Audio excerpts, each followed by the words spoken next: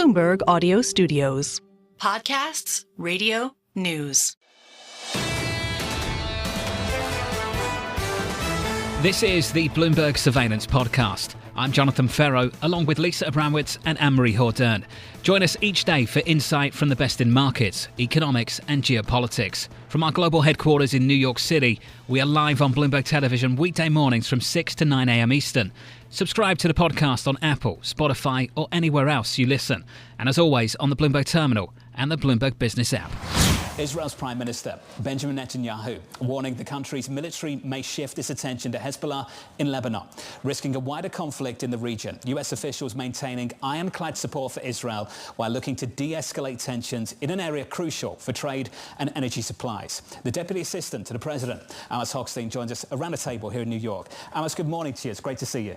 Good to see you too. I know you have the President's ear. You've been a key voice in the Middle East conflict as well, particularly through the Gaza Strip, and now it involves Lebanon. And I know you've been part of those discussions too. Can we start there? How connected are the two issues, the tension we see in Gaza and the tension potentially on the horizon with Lebanon? Well, first, thank you for having me. It's great to be back. Look, on October 7th, after the horrific attack by Hamas, Hezbollah decided to enter the conflict on October 8th at night with an attack on Israel. Israel responded, and we've been in this low to mid-range conflict ever since of a back and forth of attacks between rocket attacks.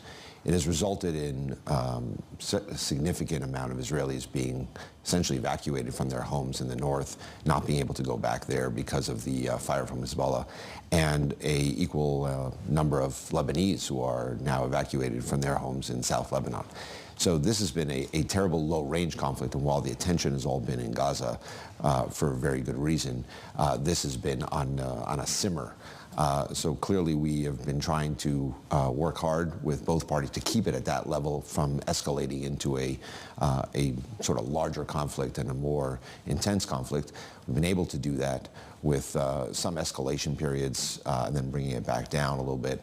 We're going to continue to try to do two things. One is to de-escalate the current conditions and then find a solution that will enable people to go back to their homes. That's the charge. What do you think that solution looks like? What are both sides asking for?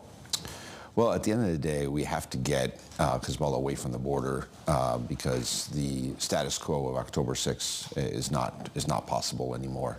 So we have to take, there are a number of measures that we've been discussing with both sides that can be taken by both sides in order to be able to bring that calm back. I can't go into the details of what that would look like, but I do believe that it is possible. Now, Hezbollah has said that they are attaching their actions to what happens in Gaza. We understand that. That's the reality. And we have to work within those parameters to see what we can do as things shift. And of course, we are working very hard. The president has been working nonstop to try to get a ceasefire that allows all the hostages to come home and that would practically end this war in Gaza. That, of course, would make things a lot easier to reach a settlement. But it's not an automatic. It's not you get a ceasefire in Gaza and you get a ceasefire in Lebanon. It doesn't work that way. We have to have its own solution in Lebanon, but it is enabled considerably by a ceasefire in Gaza. When it comes to Lebanon, the concern everyone has is what this means for the wider region, more so than what's happening in Gaza. Lloyd Austin yesterday, the defense secretary, said it could easily become a regional war with terrible consequences for the Middle East. Is that something this administration is really worried about, a regional war? Well, I think we are worried and concerned about any escalation of violence between Israel and Lebanon, and these are conflicts that you know how they start and you don't know how they end. The most important piece right now is the effort to get the hostages back from Gaza and a ceasefire that ends the conflict over time. That is how we prevent both the current conditions and the escalation that you're referring to. A big vulnerability for a wider regional conflict is, of course, the Red Sea. Even this morning, there's reports that a ship traveling through the Red Sea was attacked by Houthis. When you look at, you have this big portfolio of not just what's going on national security-wise in the Middle East, but the energy market. How concerned are you about a spike in energy prices because of what we're seeing in the Gulf? Well, look, I think the Houthis, who are a proxy of Iran, have been attacking the international commercial fleets. There's really no apparent reason why we're accepting the fact that the Houthis, backed by Iran, can fire missiles into the Red Sea and affecting global shipping rates, global shipping routes, and the availability of ships themselves. So that is something that we are going to continue to do what we can to bring a stop to that. As far as the energy markets look, I think that clearly the Middle East is one of the most important energy regions, and we have to make sure that there is a free supply of energy. That has been done. There are other routes that can avoid the Red Sea, and clearly we've seen a supply non-disrupted, even if it ticks up the price of shipping rates a little bit by the fact that they have to go a longer route. But by and large, that has not affected the energy markets. There's one story as well circulating about, you mentioned Iran, about sanctions when it comes to this administration, how tough they're being on their adversaries when it comes to energy sanctions. Many people will say there's sanctions on the books, but they're not always enforced. And there seems to be some tension between the White House and people at OFAC who are enforcing those sanctions about how, because it's an election year, this is some of the reporting the Wall Street Journal has, because it's an election year, the administration's not going to be as tough on, say, Russia or Iran because they want to keep prices low. Would you say that's accurate? No, that is completely false. Look, we have been as tough as can be on both Russia, Iran, when it comes to a broad range of sanctions, not just energy sanctions, but including energy. Now, when you do energy sanctions, or any sanctions for that matter, you got to be smart about it. You don't want to do sanctions. When you do the sanctions, you want to make sure that the bad actor is the one that is affected. So if you do the kinds of sanctions that cause a major spike in price, what does that do? It just increases the revenues to the regime that you're trying to affect. So you have to, this is not about putting down a hammer. You gotta do this in a smart way that reduces their revenues. That's the ultimate goal here, is to reduce their revenues. Now, is there an alignment between the fact that we would like to see domestically in the United States lower prices? The president has said many times he'd like to see lower gasoline prices for consumers at home, at the pump, so we want to prevent a spike in energy prices. But there's a total alignment between what we want on the domestic side to reduce prices, which we have done.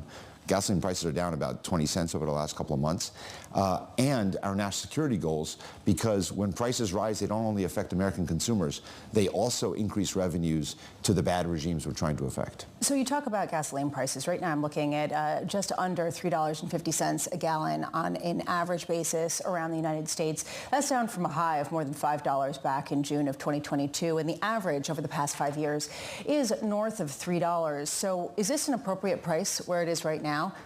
No, we'd like to see it significantly lower than this, but we have a growing economy. We have a conflict in Russia. We have a conflict in the Middle East. And that's why the president has pursued a policy of doing two things at the same time. One is to make sure that we have enough production in the United States and that the energy markets are supplied. Second is to accelerate the energy transition. And we've done both. The passage of the IRA, the BUILD Act, the CHIPS Act is all about investing into the future. But he recognizes that you can't do that as a flip of a switch. And that's why, look, the United States today is at the highest level of energy production that we've ever had.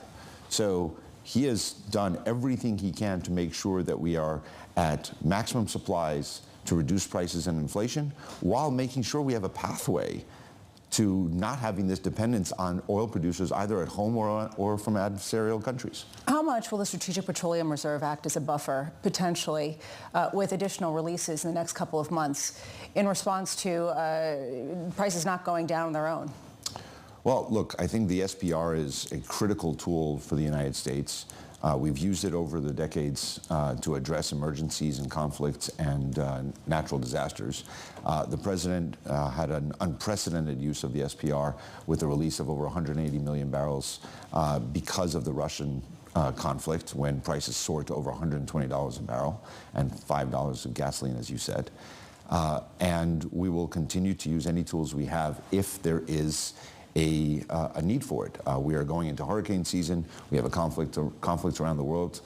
We have to make sure we have that tool. Since releasing from the SPR, the Department of Energy has been buying back. And as a reminder for this show, for our audience of Bloomberg, we sold at about $95. We sold 180 million barrels at about $95. We're buying it back at about 77, 78. That's a really damn good trade. So you're a good trader for the West Wing, noted. But It's not just the $5 a gallon when the SPR came into effect. The first time the Biden administration tapped the SPR was November 23rd, 2021, and gasoline was at $3.39. Today it's at $3.50. So why not tap it today? Well, we were at that point in time, first of all, it was a very small release. And it was coordinated together with our European allies, European and Asian allies. So it was a global action that we took. And that was around the run-up for this war. I mean, people forget that the President of the United States saw this war coming in Russia and called it in advance. So it's about the surrounding environment of what is happening in the markets, what's generating the increase in price. We would like to see this, the prices go down. We've called on the oil companies to address that. We have, they're producing more than they ever have, both in the United States and around the world. And I think they can do a little bit more to make sure that Americans are not suffering at the pump and that the effects on inflation are reduced. Can I just say you haven't closed that trade yet? You've got to refill the SPR first. Well, we are refilling. You're like doing it but haven't done it. Where are we now relative to where we were? It's quite a gap, isn't it? I disagree. We've purchased back about 40 million barrels. We were required by Congress to sell 140 million, which we worked with Congress to cancel that sale. So net, we are basically back to where we would have been had we not sold from the SPR. So, but we take that point. We have enough in the SPR to address the concerns that we may face in the future. That is something that every American should know. We have enough to address any security or natural disaster. We will continue to buy those barrels back to refill the SPR because the President believes that it's an important tool. You said we're doing two things simultaneously. You said one is we're making sure we're fully supplied when it comes to energy. Two is to accelerate the transition. I'd argue you're doing three. You're also putting up the walls to China and Chinese EVs. Can you help me square that circle? Why shouldn't American consumers be able to buy cheap Chinese EVs and to ensure they can do the kind of things that you're talking about doing anyway? Well, what we want to make sure is that we have energy security and economic security. And so those are always challenges that you have to look at. We'd like to see a lot of lower prices. We put sanctions on Russia and Iran because that's the right national security call. The way that the Chinese have acted in the market, it is not a free market. And we have to make sure that we are securing the American economy for the future. And if you allow somebody to come into your market, flood it with below-cost products, then ultimately you'll lose your economy. And we've seen it with product after product. And I think people who watch this show who care about financial markets should be very worried about that and look around the world. Every place they've gone in, they've done the same thing. They dump on the market. They eliminate the local competition and the local markets. Look what happened in the solar industry 15 years ago.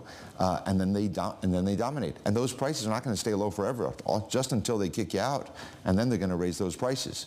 So if you want to have a strong American economy, we have to take the kind of strong action the President has been taking. There is, though, a conflict here. And to John's point, if people could get much cheaper electric vehicles, the transition might happen faster.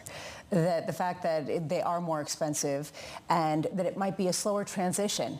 How much more do you expect the United States to depend on fossil fuels? How much longer as a result to prolong the transition in the name of national security?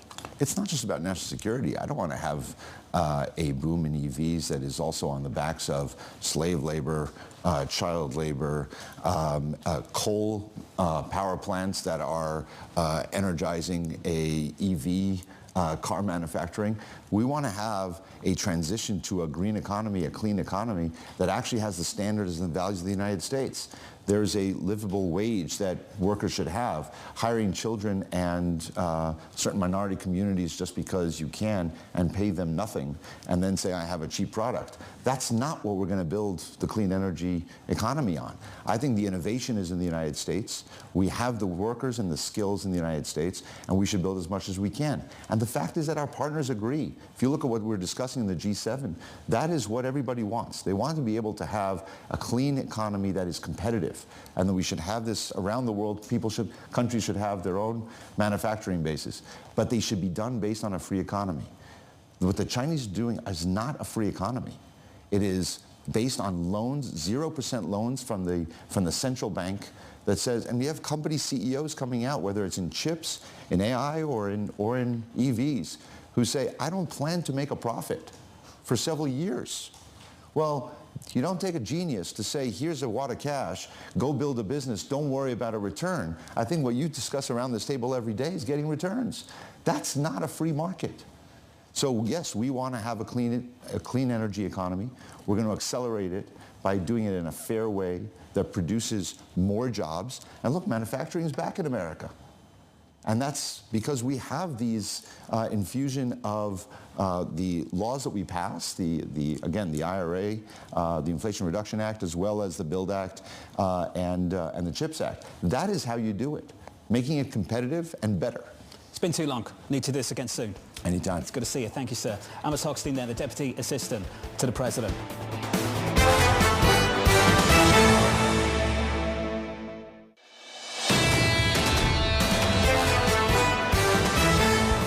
With us around the table, one of the very best, Evercore's Ed Hyman, joins us in person. Ed, good morning to you, sir. Good morning, John. How are you? Fantastic and brilliant to see you. I want to pick up on what Lisa was talking about with Neil Dutta in the last 24 hours. If unemployment's starting to climb, if inflation's falling, why won't the Fed just get on with it? Well, they will. You got to be patient. And people like Mike pretty much put me out of business. The quality of... I couldn't do that. Well, the quality of what you do seriously is so good. But the Fed's just being patient, and you can't fault them for that.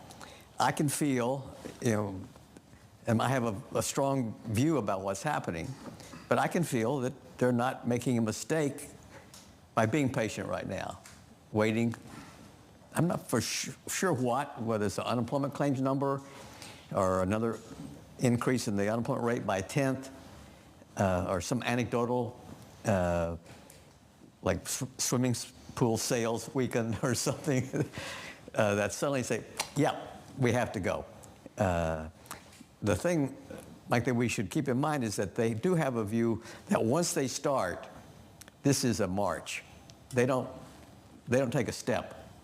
Once they start, they are telling you and me that they're going to have a program of rate cuts. So that's why they have a little more resistance to starting up. It's controversial to say that they're not making a mistake by being patient. There is a growing school of thought and, frankly, a fissure in a growing number of analysts where some people say, actually, this is the tipping point. And we heard Mary Daly address this just on the margins. We're seeing a tipping point in the labor market in particular, and we're not going to be able to address it until it's too late unless you get ahead of it. What do you make of those arguments? So I'm very sympathetic to them. I'm very sympathetic to it. So I'm not in the everything's great and, they should... But I thought what she did was very important. And that's why, John, the claims numbers are so critical. You get another increase or two and suddenly you say, we're going there. But I think I have almost perfect knowledge of the economy today. Don't hit me. But it's not falling off a cliff, like Mike says. I talked to a couple of friends of mine this morning in Atlanta because of the debate coming up. And Atlanta, they say, it's a little bit cooler. Atlanta is a real estate-based place. I don't know if you know but real estate. And it's cooled off a little bit. But we do a set of surveys of companies, which is, of CEOs, if you will, very systematic. And it was 60, 0 to 100. Now it's 50. And it was up a point last week to 50. It's not 45, which is recession-like. But I think your point is well taken. They could, be criticized for not acting a little bit more. But I can see where they want to, look over there and see around the corner, get one more data point or two more data points. But I thought the daily comments were important. When you say you have a very good sense of where the economy is right now, I want to dig into that because we've been talking about how difficult it is to get sort of a consistent story from all of the anecdotes that tell very different tales, depending on the socioeconomic bracket in particular. How much more fragile is the strength that we're seeing, given that it is hinged entirely to the top tier of income providers, of income earners in this country, and you are seeing real signs of softening anywhere either in the middle or lower income brackets. So, again, we survey about 200 companies a week. The same companies, the same person at the company. We found if we switched people, the results would go up and down on the same company for just a week. And it varies. You know, we cover all socioeconomic strata. For example, we have a survey of wine and spirit wholesalers. And of those people, we ask them about whether they're trading up or down in terms of quality. And we do a survey of shopping guide companies. When you go to a supermarket and you get a little free flyer, this is definitely low-income shoppers. And on balance, it's okay. And there's some places that are just booming. I mean, it just sort of pins your ears back. It's so strong. But it is at the top. And so the economy is overall, and housing starts a little bit that way. The small builders are having a tough time, and the big national builders are doing much better because they can finance their own building and help the client buy a place. So it's very, but I'm not stressed out that I'm missing it, which sometimes I am stressed out, but it definitely is, upstairs, downstairs. Ed, you mentioned you were calling some people in Atlanta because of the debate. Yeah. So obviously I want to ask you about if you think the Fed, I want to put this together, if you think the Fed is going to be on a marching cycle to the downside, how do they plan for 2025 to potentially cut rates when we can get more inflation depending on the policy of who's going to be in the White House? Well, that's talk to Lisa. That's the issue. I have a strong view that the monetary tightening has been significant. We have rates, quantitative tightening, inverted yield curve, money supply slowed dramatically. So it's not just one thing, and that's my overarching view of what's happening. And so when I get a strong data point, I say, well, it's just an outlier. Doesn't fit with my view anyway. And when I get a soft data point, I think that's part of the trend. And so to get to your point, I really don't think inflation is going to pick back up. I think that it's slowing. It's going to keep slowing. See, like on the core PCE comes out tomorrow. It was 5.5, and it's going to be something like 2.5. So I'm, to a pretty good extent, I try and establish what the trend is. Sometimes you can, sometimes you can't. But it seems to me like the trend in inflation is slowing. It had some bumps early in the year, but on balance, it's still slowing. So I really don't think it's going to pick back up. But the Fed has to worry about that some. But can you ignore politics? It's not my wheelhouse.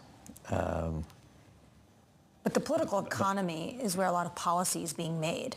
Yeah. Tariffs, immigration, all of this is potentially going to affect the real economy. Right. So, again, my North Star is that monetary tightening is the dominant force. And so, for example, life in economics is always more complicated than what I view it to be. So, for example, if they put on tariffs, then as you've reported here, frankly, the dollar goes up. And that negates, some of the inflationary impact. But, I don't like it at all. And that is an inflation risk. And we'll find out a little bit more tonight, where that goes. But, my team, who covers the topic we're discussing, does not believe that either candidate will have a knockout punch. I'm still going to watch it. Can we pick up on your North Star, just to wrap it up? The tightness of monetary policy.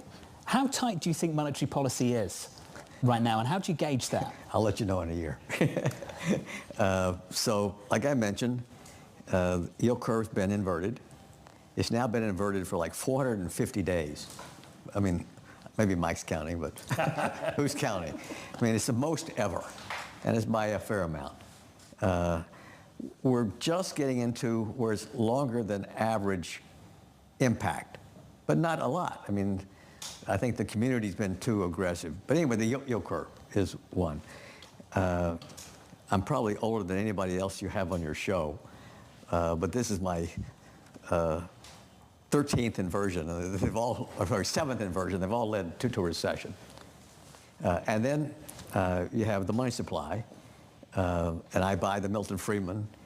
It was 30%. Now it's like 2%, and that's a second aspect. And then they've done quantitative tightening, and the San Francisco Fed, actually come to think of it, where Mary Daly is, they haven't had a new estimate, but their latest estimate 3 weeks ago had the proxy funds rate adjusted for QT at 6.25%. And 6.25, I mean, that inflation is not 6.25. It maybe it's 5.25 or 4.25, but it's not. And so, however I look at it, I think monetary tightening. But you know, people are tired of this. I can tell my team, you know, when you have this thing, Mike or not, but sometimes you have a view and you just say it over and over again. Yeah. People go like, Never. No, I'm kidding all the time. Can I ask, are they pushing back? When you say your team, is that because they're of a certain age? Are they in their early 30s and they think that maybe that they say it's different this time and you say, no, I've seen this movie before? What does that interaction look like on the floor? No, it's not that so much because, you know, my team is the intergalactic investment community. I talk to people constantly, and not many, but I have a number of them that are older than I am and sharper. But I think about that as whether or not I'm over the hill. Well, I don't think you are, Ed, and hopefully we don't wait another 12 months to do this. I'd like to do it again soon. My pleasure. Thank you, sir. Always appreciate your John. time. One of the very best, Ed Hyman of Evercore.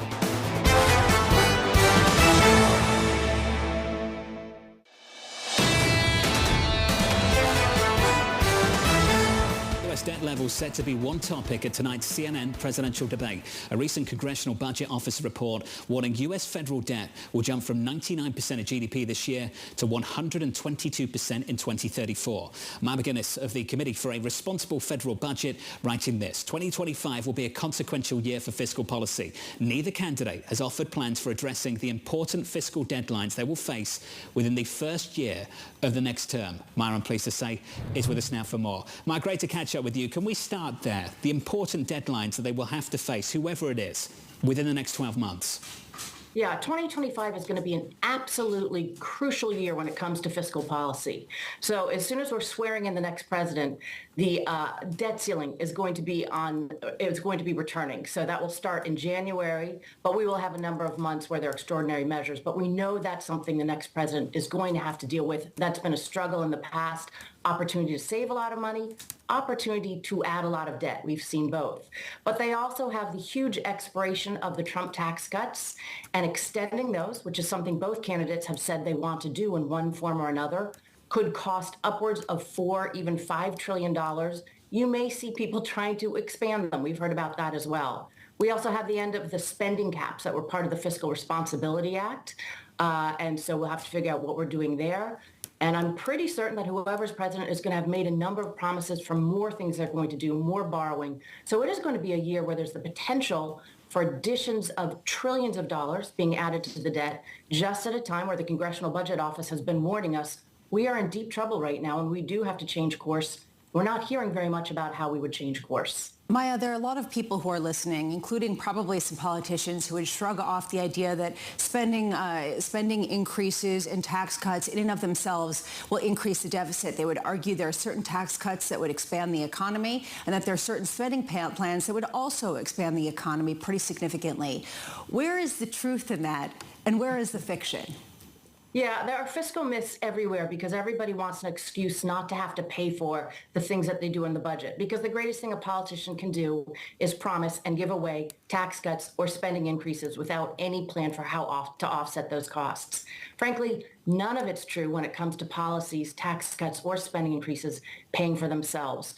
The Trump tax cuts appear to have paid for about 20% of their cost. And if you look forward, it looks like from the estimates that are out there, it would cover even less because there have been a lot of ways that there have been workarounds within those tax cuts, and they've ended up draining more from the revenue sources than we might have anticipated. Spending side, it's probably even more difficult to offset the costs. Those aren't the only myths we hear. We hear people saying, don't worry, print money. Right? I hope that inflation is a reminder that that is a very serious misstep. And there are regularly times when people say, look, the deficit doesn't matter. But what we are seeing is that the deficit and our huge debt levels right now has led to slower economic growth, higher inflation, higher interest rates, not being as prepared for the next emergency, recession or otherwise, and probably at this point is a real drag and threat to our national security. So this underpinning of a weak fiscal foundation is hurting the entire rest of the country, and yet you still have politicians, because it's good politics, making promises not to fix it and not to pay for the new things they want, trying to come up with fairy tales for why they shouldn't have to. Maya, you talk about borrowing costs, and some people would say the Fed can fix that. They could just cut rates, and they can cut rates pretty dramatically to offset the deficit, and it could actually de facto decrease the deficit dramatically, at least the borrowing costs that the U.S. will have to pay. How much do you understand different yield levels as being sustainable and completely unsustainable in the near term? Is there sort of a pivot point within the yield space where you say this is going to have alarm bells? That is a great question, because the big question in all this is, what is the timing of when markets would say we're not tolerating this? When might there be a treasury market that didn't go well? When might there be a situation where rates start to not respond? All I can say, we don't know the timing, of course. All we know is that the fiscal policies of this country are making monetary policy for our monetary policymakers much more challenging, because when they're trying to control a situation of inflation, we've got fiscal policymakers who are borrowing more, pushing inflation up more, and making the ramifications of changes in rates, if you want to control that inflation, even more threatening to our fiscal position. Maya, this evening's debate is so interesting because it's basically two incumbents, and they're going to be asked about their record. Who is worse for the federal deficit, Trump or Biden? Yeah, we have recently just looked at a record, what they did in terms of the borrowing that they approved while they were in office. All the numbers that we look at are over the coming 10 years. And admittedly, no president owns their economy or the fiscal situation. And COVID was a huge sort of unexpected thing that affected both presidents. But what we saw was that with COVID, President Trump added as much as $8.4 trillion to the debt over 10 years. Without COVID, it was about $4.8 trillion. That is an astronomical amount of money, particularly that so much of it was put in place when the economy was incredibly strong.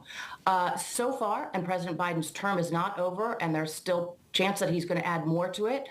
But he added $4.3 trillion without counting COVID, and his COVID wasn't bipartisan the way the President Trump's was. Those numbers would be $2.2 trillion. There's a huge takeaway here, and that is that neither of these presidents, when the economy was strong and needed less borrowing, not more, neither of them have heeded that warning. They both have engaged in borrowing when there was no economic reason to do so. And that raises real warning signs for what would happen when either of them were in office in 2025, which, as we just covered, is a huge year for fiscal policies. The other big problem, of course, is entitlements. That's the biggest chunk of this budget and defense. When it comes to entitlements, have you heard anything from either party that they're looking at shoring this up? I was going to say, yeah, I've heard they don't plan to fix it, which is just the biggest, frankly, pander that you could have. Both of them are trying to scare American seniors that the other party would do something to harm their benefits and reassure people that they won't do anything to fix the program by calling it protecting it. To be clear, Social Security and Medicare are both facing insolvency. If we don't make changes in roughly a decade, there will be across-the-board automatic cuts for providers and retirees. This is a terrible policy, and what we need to hear from the candidates is how they would shore up those programs, whether it's looking at retirement ages, means testing, raising revenues. They're hard choices. That's what the budget is, but that's also what leadership is, and we need to hear from them how they would fix entitlements. Beware of anyone promising not to touch the program, because that is what threatens seniors and all the people who are paying into the program. Maya, you were the perfect guest for this conversation. Thanks for being with us. Maya MacGuinneas there of the Committee for a Responsible Federal Budget. This is the Bloomberg Surveillance Podcast, bringing you the best in markets, economics and geopolitics. You can watch the show live on Bloomberg TV weekday mornings from 6 a.m. to 9 a.m. Eastern. Subscribe to the podcast on Apple, Spotify or anywhere else you listen. And as always, on the Bloomberg Terminal and the Bloomberg Business app.